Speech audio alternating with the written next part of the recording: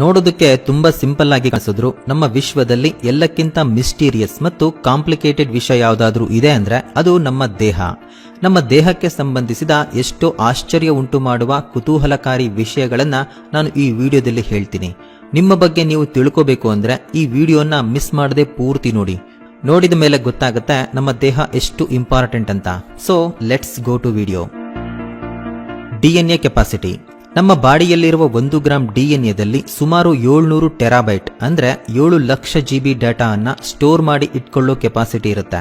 ಅಂದ್ರೆ ಇದೇ ಡೇಟಾವನ್ನ ಲೇಟೆಸ್ಟ್ ಹಾರ್ಡ್ ಡಿಸ್ಕ್ ಗಳಲ್ಲಿ ಸ್ಟೋರ್ ಮಾಡಿ ಇಟ್ಕೋಬೇಕು ಅಂದ್ರೆ 1 ಟೆರಾಬೈಟ್ ಹಾರ್ಡ್ ಡಿಸ್ಕ್ ಗಳು ನಮಗೆ 700 ಬೇಕಾಗುತ್ತೆ.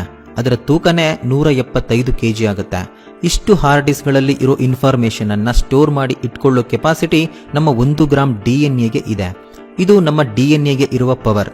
ನಮ್ಮ ಬಾಡಿಯಲ್ಲಿರುವ ಎಲ್ಲಾ ಡಿಎನ್ಎ ನ ಸೇರಿಸಿ ಒಂದು ಚೈನ್ ತಯಾರು ಮಾಡಿದ್ರೆ ಆ ಚೈನ್ 1600 ಕೋಟಿ ಕಿಲೋಮೀಟರ್ ಇರುತ್ತೆ. ಬ್ರೈನ್. ನಮ್ಮ ಬ್ರೈನ್ ನಲ್ಲಿ ಸೆಕೆಂಡ್ಗೆ ಸುಮಾರು 1 ಲಕ್ಷ ಕೆಮಿಕಲ್ ರಿಯಾಕ್ಷನ್ಗಳು ನಡೀತಾ ಇರ್ತವೆ. ಈ ರಿಯಾಕ್ಷನ್ ಗಳಿಂದನೇ ನಾವು ಕಣ್ಣಿಂದ ನೋಡ್ತಾ ಇದೀವಿ, ಮಾತಾಡ್ತಾ ಇದೀವಿ, ಮಾತಾಡಿರೋದು ಅರ್ಥ ಮಾಡ್ಕೋತಾ ಇದೀವಿ. ಇವುಗಳಲ್ಲಿ ಯಾವುದೇ ಒಂದು ರಿಯಾಕ್ಷನ್ ನಿಂತೋದ್ರೆ ನಾವು ಬದುಕಿರೋದು ತುಂಬಾ ಕಷ್ಟ. ನಾವು ಯಾವ ಕೆಲಸ ಮಾಡಿದ್ರೂ ಅದಕ್ಕೆ ಕಾರಣ ನ್ಯೂರಾನ್ ಕಮ್ಯುನಿಕೇಶನ್. ನಮ್ಮ ಬ್ರೈನ್ ನಲ್ಲಿ 86 ಮಿಲಿಯನ್ ನ್ಯೂರಾನ್ಸ್ ಗಳು ಇರುತ್ತೆ. ಒಂದು ನ್ಯೂರಾನ್ 10,000 ನ್ಯೂರಾನ್ಸ್ ಗಳಿಗೆ ಕನೆಕ್ಟ್ ಆಗಿರುತ್ತೆ. ಹಾಗೆ ನಮ್ಮ ಬ್ರೈನ್ ನಲ್ಲಿ ಟ್ರಿಲಿಯನ್ ನ್ಯೂರಾನ್ ಕನೆಕ್ಷನ್ ಗಳು ಇರುತ್ತೆ. ಇವುಗಳಲ್ಲಿ ಸಿಗ್ನಲ್ಸ್ ಗಂಟೆಗೆ 322 ಕಿಲೋಮೀಟರ್ ವೇಗದಲ್ಲಿ ಪ್ರಯಾಣ ಮಾಡುತ್ತೆ. ಅಂದ್ರೆ ಬುಲೆಟ್ ಟ್ರೈನ್ ಗಿಂತ ಜಾಸ್ತಿ ಸ್ಪೀಡ್ ನಲ್ಲಿ ನಮ್ಮ ಬ್ರೈನ್ ನಲ್ಲಿ ನ್ಯೂರಾನ್ಸ್ ಮಧ್ಯೆ ಸಿಗ್ನಲ್ ಟ್ರಾನ್ಸ್ಫರ್ ಆಗುತ್ತೆ. ಇಷ್ಟು ಕೆಲಸ ನಡೀತಾ ಇದ್ರು ಒಂದು ಸ್ವಲ್ಪ ಕೂಡ ಸೌಂಡ್ ಮಾಡದೇ ಇರೋ ಅದ್ಭುತ ಮಿಷಿನ್ ಅಂದ್ರೆ ಅದು ನಮ್ಮ ಬ್ರೈನ್. ನಮ್ಮೆಲ್ಲರಿಗೂ ಗೊತ್ತು ನಮ್ಮ ಕಣ್ಣು 576 ಮೆಗಾ ಪಿಕ್ಸೆಲ್ಸ್ ಕೆಪಾಸಿಟಿಯನ್ನ ಹೊಂದಿರುತ್ತೆ. ಆದ್ರೆ ನಮ್ಮ ಬ್ರೈನ್ ನ ಕೆಪಾಸಿಟಿ ಎಷ್ಟು ಗೊತ್ತಾ? 2.5 ಪೆಟಾಬೈಟ್ಸ್. 1000 GB ಒಂದು ಟಿಬಿಗೆ ಸಮ, 1000 TB ಒಂದು PBಗೆ ಸಮ, ಅಂದ್ರೆ ಪೆಟಾಬೈಟ್.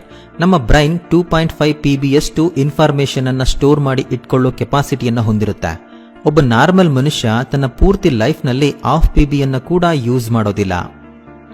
ನಮ್ಮ ಬಾಡಿಯಲ್ಲೆಲ್ಲಾದ್ರೂ ಏಟು ಬಿದ್ರೆ ಅಥವಾ ಸುಟ್ಟ ಗಾಯಗಳಾದ್ರೆ ತಕ್ಷಣ ನಮಗೆ ನೋವಿನ ಅನುಭವ ಆಗುತ್ತೆ. ಅದಕ್ಕೆ ಕಾರಣ ನಮ್ಮ ಬ್ರೈನ್. ಆದ್ರೆ ನಮ್ಮ ಬ್ರೈನ್ ನಲ್ಲಿ ನೋವಿಗೆ ಸಂಬಂಧಿಸಿದ ರಿಸೆಪ್ಟರ್ಸ್ ಇರಲ್ಲ. ಅಂದ್ರೆ ಒಂದು ವೇಳೆ ನಮ್ಮ ಬ್ರೈನ್ಗೆ ಏನಾದ್ರೂ ಏಟಾದ್ರೆ ನಮಗೆ ಅಸಲು ನೋವೇ ಇರೋದಿಲ್ಲ. ಹೀಗೆ ನಮ್ಮ ಬ್ರೈನ್ ನಲ್ಲಿ ಪೇನ್ಗೆ ಸಂಬಂಧಿಸಿದ ರಿಸೆಪ್ಟರ್ಸ್ ಇಲ್ಲದೆ ಇರೋದ್ರಿಂದಲೇ ನಾವಿನ್ನು ಬದುಕಿದೀವಿ. ಯಾಕಂತೀರಾ? ನಮ್ಮ ಬ್ರೈನ್ ಅಂದ್ರೇನೆ ಕೆಲವು ಕೋಟಿ ನ್ಯೂರಾನ್ಸ್, ಕೆಲವು ಕೋಟಿ ಸೆಲ್ಸ್, ಕೆಲವು ಕೋಟಿ ಬ್ಲಡ್ ವೆಸಲ್ಸ್. ಇವೆಲ್ಲ ಒಂದು ಚಿಕ್ಕ ಸೈಜ್ ನಲ್ಲಿ ಹತ್ತಿರದಲ್ಲಿ ಫಿಕ್ಸ್ ಆಗಿರ್ತವೆ. ಎಷ್ಟು ಹತ್ತಿರ ಫಿಕ್ಸ್ ಆಗಿರ್ತವೆ ಅಂದ್ರೆ ಒಂದು ವೇಳೆ ಬ್ರೈನ್ ನಲ್ಲೇನಾದ್ರೂ ಪೇನ್ ರಿಸೆಪ್ಟರ್ಸ್ ಇದ್ರೆ ಆಗ ಬರೋ ತಲೆನೋವನ್ನ ತಡ್ಕೊಳ್ಳೋದಕ್ಕೆ ಮನುಷ್ಯನ ಕೈಯಲ್ಲಿ ಆಗೋದಿಲ್ಲ. ಪ್ರಸ್ತುತ ಪ್ರಪಂಚದಲ್ಲಿ ಮೋಸ್ಟ್ ಪವರ್ಫುಲ್ ಕಂಪ್ಯೂಟರ್ ಅಂದ್ರೆ ಅದು ಕೆ ಕಂಪ್ಯೂಟರ್. ಇದಕ್ಕೆ ನಮ್ಮ ಬ್ರೈನ್ ಅನ್ನ ಕಂಪೇರ್ ಮಾಡಿದ್ರೆ 2.2 ಬಿಲಿಯನ್ ಆಪರೇಷನ್ ಗಳನ್ನ ಮಾಡೋದಕ್ಕೆ ನಮ್ಮ ಬ್ರೈನ್ 20 ವ್ಯಾಟ್ಸ್ ಪವರ್ ಅನ್ನ ತಗೊಂಡ್ರೆ ಕೆ ಕಂಪ್ಯೂಟರ್ 9.9 ಬಿಲಿಯನ್ ಆಪರೇಷನ್ ಗಳನ್ನ ಮಾಡೋದಕ್ಕೆ 10,000 ವ್ಯಾಟ್ಸ್ ಪವರ್ ಅನ್ನ ತಗೊಳುತ್ತೆ. ಈ ಎನರ್ಜಿ ಸುಮಾರು 10,000 ಮನೆಗಳಿಗೆ ಬಳಸುವ ಕರೆಂಟ್ಗೆ ಸಮನಾಗಿರುತ್ತೆ. ಇದರಿಂದ ಗೊತ್ತಾಗುತ್ತೆ ಅತ್ಯಂತ ಕಡಿಮೆ ಎನರ್ಜಿಯಲ್ಲಿ ನಡೆಯುವ ಸೂಪರ್ ಕಂಪ್ಯೂಟರ್ ಅಂದ್ರೆ ಅದು ನಮ್ಮ ಬ್ರೈನ್ ಮಾತ್ರ. ಬ್ರೈನ್ ಮಡಚಿಕೊಂಡಂತೆ ರಚನೆ ಆಗಿರುತ್ತೆ. ಇಲ್ಲ ಅಂದ್ರೆ ನಮ್ಮ ಬ್ರೈನ್ ಒಂದು ಪಿಲ್ಲೋ ಸೈಜ್ ನಲ್ಲಿ ಇರುತ್ತೆ. ಬ್ಲಡ್. ನಮ್ಮ ಪೂರ್ತಿ ಬಾಡಿಯಲ್ಲಿ ಕಣ್ಣಿನಲ್ಲಿರುವ ಕಾರ್ನಿಯಾ ಬಿಟ್ಟು ಮಿಕ್ಕ ಎಲ್ಲಾ ಭಾಗಗಳಿಗೂ ಬ್ಲಡ್ ಫ್ಲೋ ಆಗುತ್ತೆ ಅಂತ ನಮ್ಮೆಲ್ರಿಗೂ ಗೊತ್ತು. ಆದ್ರೆ ನಿಮ್ಗೆ ಗೊತ್ತಾ ಬ್ಲಡ್ ಒಂದು ದಿನದಲ್ಲಿ ನಮ್ಮ ಬಾಡಿಯಲ್ಲಿ ಎಷ್ಟು ಕಿಲೋಮೀಟರ್ ಪ್ರಯಾಣ ಮಾಡುತ್ತೆ ಅಂತ? ಕೇಳಿದ್ರೆ ಶಾಕ್ ಆಗ್ಬಿಡ್ತೀರಾ. ಎಷ್ಟೆಂದ್ರೆ 19,312 ಕಿಲೋಮೀಟರ್. ಈ ದೂರ ಇಂಡಿಯಾದಿಂದ ಅಮೆರಿಕಾಗೆ ಇರುವ ದೂರಕ್ಕಿಂತ ಜಾಸ್ತಿ. ಇಷ್ಟು ದೂರವನ್ನ ನಮ್ಮ ಬ್ಲಡ್ ಸೆಲ್ಸ್ ಕೇವಲ ಒಂದು ದಿನದಲ್ಲಿ ಪ್ರಯಾಣ ಮಾಡುತ್ತೆ. ಪ್ರಪಂಚದಲ್ಲಿ ಎಷ್ಟು ತರ ಬ್ಲಡ್ ಗ್ರೂಪ್ಗಳಿವೆ ಅಂದ್ರೆ ನಮಗೆ ಗೊತ್ತಿರೋ ಉತ್ತರ 8. A+, B+, O+, AB+, A negative, B negative, O negative, AB negative. ಇವೇ ನಮಗೆ ಗೊತ್ತಿರೋ ಬ್ಲಡ್ ಗ್ರೂಪ್ಸ್. ಆದ್ರೆ ISBT ಅಂದ್ರೆ international society of blood transfusion ಸುಮಾರು 30 ವಿಧವಾದ ಬ್ಲಡ್ ಗ್ರೂಪ್ ಗಳನ್ನ ಡಿಟೆಕ್ಟ್ ಮಾಡಿದೆ. ಉದಾಹರಣೆಗೆ ಗೋಲ್ಡ್ ಬ್ಲಡ್. ಈ ಬ್ಲಡ್ ಗ್ರೂಪ್ ಇರೋರು ಪ್ರಪಂಚದಲ್ಲಿ ಕೇವಲ 43 ಮಂದಿ ಮಾತ್ರ ಇದ್ದಾರೆ.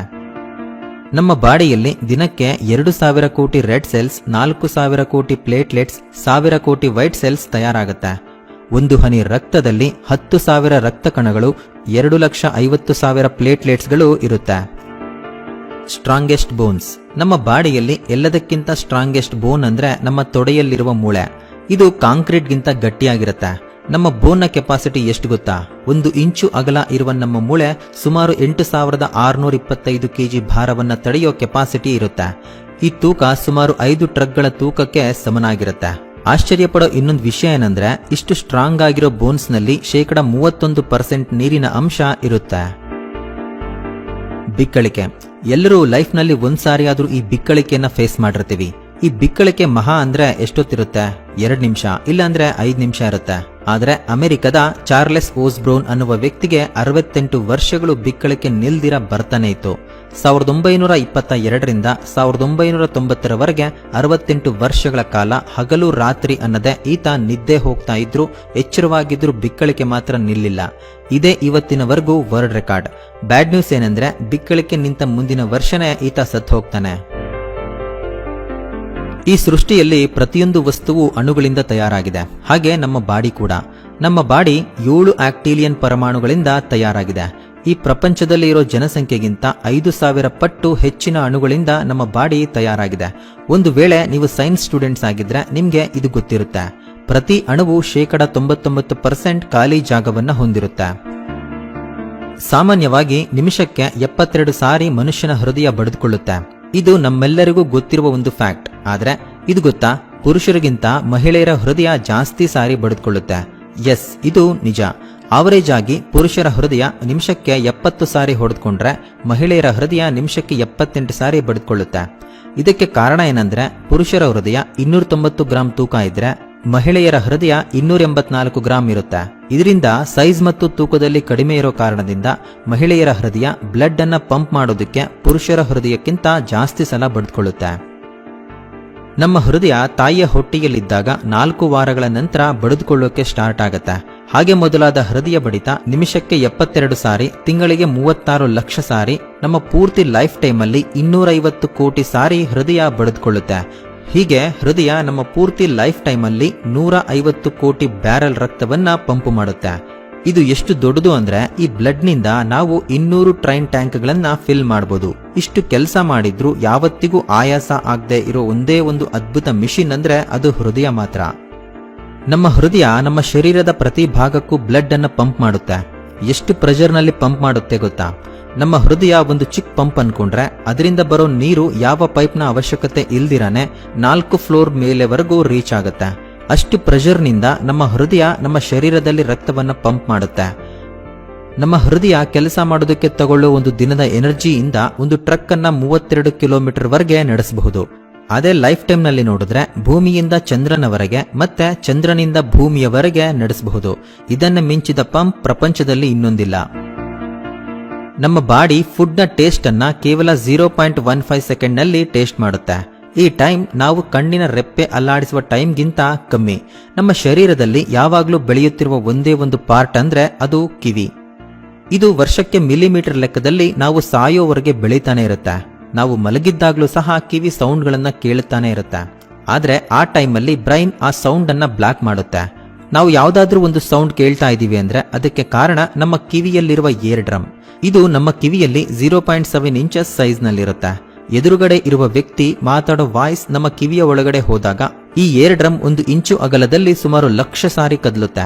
ಅಷ್ಟು ಕಮ್ಮಿ ಸೈಜ್ ನಲ್ಲಿ ಇದು ಕದಲೋದ್ರಿಂದ ನಾವು ಚಿಕ್ಕ ಚಿಕ್ಕ ಸೌಂಡ್ ಅನ್ನ ಕೂಡ ಸ್ಪಷ್ಟವಾಗಿ ಕೇಳ್ತೀವಿ. ಅದು ಕೂಡ ಎಷ್ಟು ಸ್ಪಷ್ಟವಾಗಿ ಅಂದ್ರೆ ಅಣುಗಳ ಸೌಂಡ್ ಅನ್ನ ಕೂಡ ನಾವು ಕೇಳುವಂತಹ ರೇಂಜ್ ನಲ್ಲಿ. ನಂಬಿಕೆ ಬರ್ತಾ ಇಲ್ವಾ? ಹಾಗಾದ್ರೆ ಈ ವಿಡಿಯೋ ನೋಡಿದ್ಮೇಲೆ ಚೆಕ್ ಮಾಡಿ. ಮೊದಲು ನೀವು ನಿಮ್ಮ ಕಣ್ಣನ್ನ ಮುಚ್ಚಿಕೊಂಡು ನಿಮ್ಮ ಫ್ರೆಂಡ್ ಅನ್ನ ಕರೀರಿ.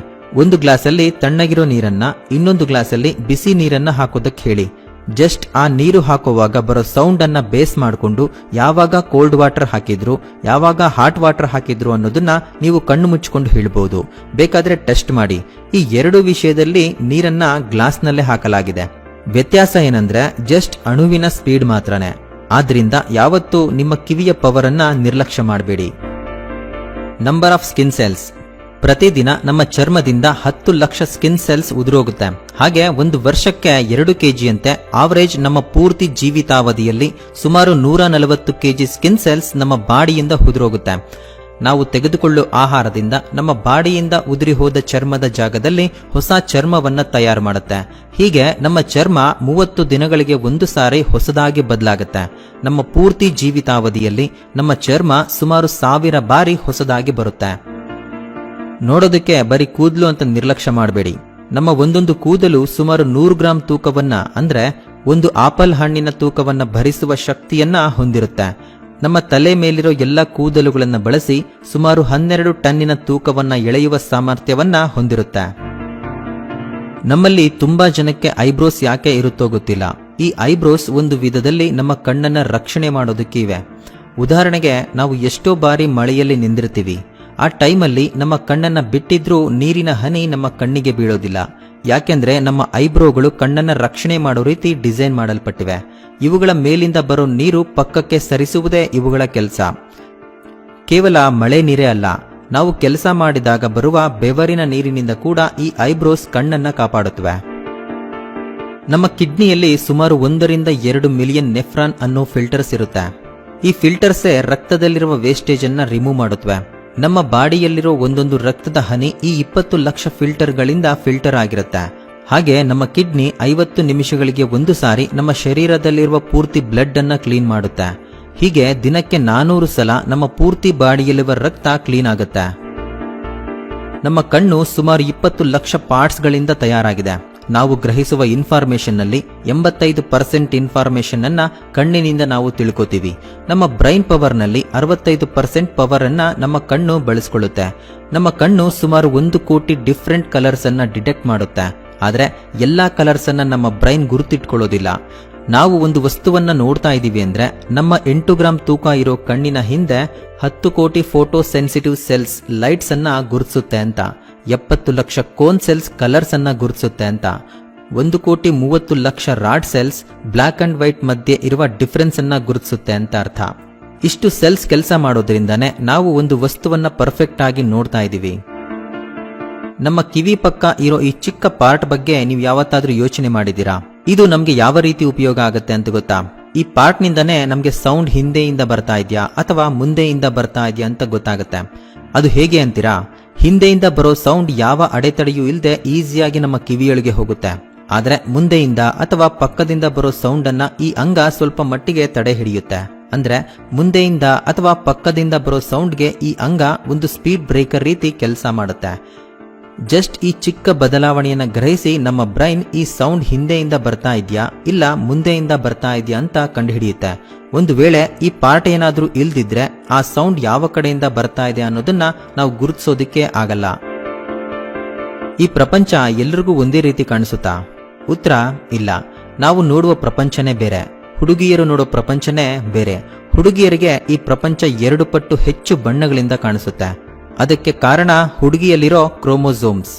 ಹುಡುಗರಲ್ಲಿ XY ಅನ್ನೋ ಕ್ರೋಮೋಸೋಮ್ಸ್ ಇರುತ್ತೆ, ಆದ್ರೆ ಹುಡುಗಿಯರಲ್ಲಿ 2 X ಕ್ರೋಮೋಸೋಮ್ಸ್ ಇರುತ್ತೆ. X ಕ್ರೋಮೋಸೋಮ್ಗೆ ಬಣ್ಣಗಳನ್ನ ಗುರುತಿಸುವ ಶಕ್ತಿ ಜಾಸ್ತಿ ಇರುತ್ತೆ. ಹುಡುಗಿಯರಲ್ಲಿ 2 X ಕ್ರೋಮೋಸೋಮ್ಗಳು ಇರೋದ್ರಿಂದ ಅವರಿಗೆ ಬಣ್ಣಗಳನ್ನ ಗುರುತಿಸುವ ಸಾಮರ್ಥ್ಯ ಜಾಸ್ತಿ ಇರುತ್ತೆ. ಇವರು ಪ್ರಪಂಚವನ್ನ ನಮಗಿಂತ 2 ಪಟ್ಟು ಹೆಚ್ಚು ಬಣ್ಣಗಳಿಂದ ನೋಡ್ತಾರೆ. ಸೊ ನೋಡಿದ್ರಲ್ಲ ಫ್ರೆಂಡ್ಸ್, ನಮ್ಮ ಬಾಡಿ ಎಷ್ಟು ಇಂಪಾರ್ಟೆಂಟ್ ಅಂತ. ಈ ಎಕ್ಸ್ಪ್ಲನೇಷನ್ ನಿಮಗೆ ಇಷ್ಟ ಆದ್ರೆ ಒಂದು ಲೈಕ್ ಮಾಡಿ, ಹಾಗೆ ಈ ವಿಡಿಯೋವನ್ನ ನಿಮ್ಮ ಸ್ನೇಹಿತರಿಗೆ ಶೇರ್ ಮಾಡಿ ಅಂತ ಹೇಳ್ತಾ ವಿಡಿಯೋ ನೋಡಿದ್ದಕ್ಕೆ ಧನ್ಯವಾದಗಳು.